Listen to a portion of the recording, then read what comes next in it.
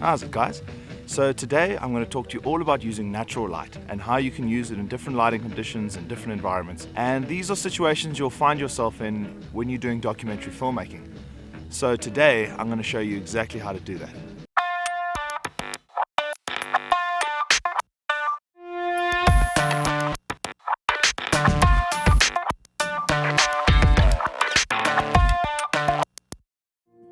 So when dealing with natural light, as you can see, the sun's almost past the setting point. That sort of dip behind, and all you're getting is that pink and blue sort of rainbow that shows up on the horizon. And when you deal with this type of light, you really want to make sure that you're aware that this is quite a stylized bit of lighting. It's past the golden hour, and you'll often get a silhouette of your subject on the background of what's left of the light in the sky.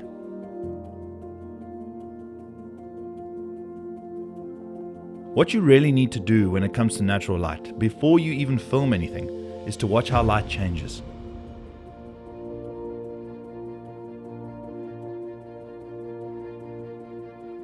See that light is a moving, living thing. It changes color.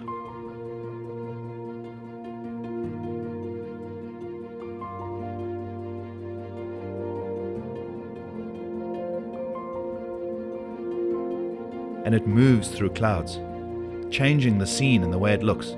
You need to be aware of these changes and make sure you can anticipate them and use them to your advantage.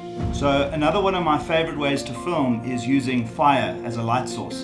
And any other light that you can get from behind you that's natural also works to give you that depth. And the smoke creates a bit of atmosphere in the room. It's tricky to control the fire. As you can see, it's already starting to die off. But if you can pull it off, it looks really cool. So I consider fire a natural light source, and that's because it's something that we have no control over, just like the sun. You may light it and it burns, but it changes and it adapts, and it creates its own unique characteristics depending on the environment it's in.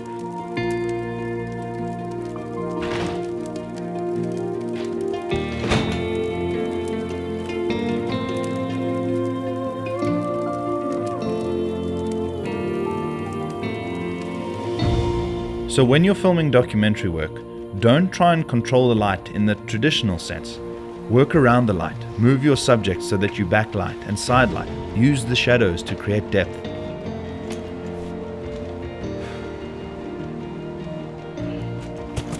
Try and even work around the light falling through the trees and place your subjects where the light has been broken up naturally, so use the trees and the environment around you.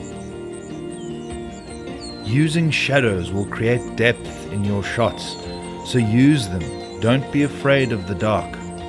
Let light bounce off the rock and onto everything else, and look at the world around you. Make sure you understand what's happening with light and how it works and where it falls.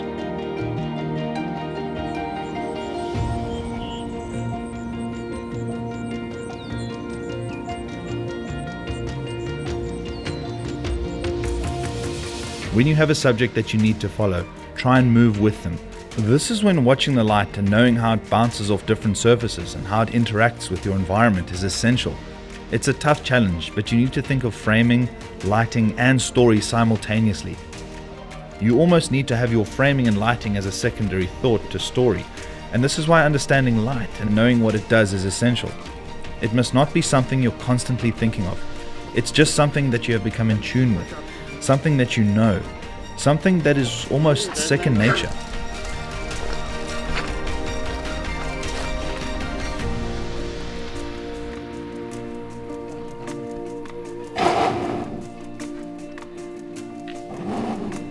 So filming in natural light really does require you to understand what your camera is capable of, whether it's the dynamic range or the ISO capabilities. And the best way to find this out is to actually just take your camera and go and film with it and see what it's capable of and push it to its limits.